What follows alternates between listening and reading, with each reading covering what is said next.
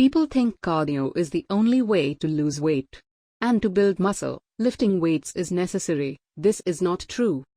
When you are losing weight, it's normal to lose muscle mass if you are doing only cardio. When you add strength training with cardio, then you will start burning more fat and will not lose the muscle mass. Difficult to believe us?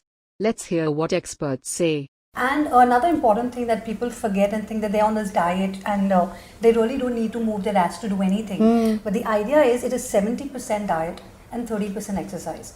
So you have to exercise regularly, and exercise should comprise of strength training as well as cardio, and you could definitely add a little flexibility and stress management in terms of yoga. Okay. Because you have to complete the fitness circle. Yeah. You know, so all of this coming together under one roof would completely give a spike to the metabolism that we need. Okay, so is it true that when you have more muscle mass relatively, that actually boosts your metabolism? Exactly, that's a fact. The more muscle you carry, the higher the metabolism, the better the body composition, the lower the fat percentage.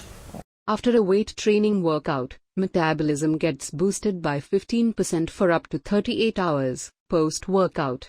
It means that rather than burning, say, 60 calories an hour while sitting and watching TV, you are burning 70 calories now. While most people think that 10 extra calories is not a big deal, when you multiply this by 38 hours, you can see what a huge difference it can make in your daily calorie expenditure.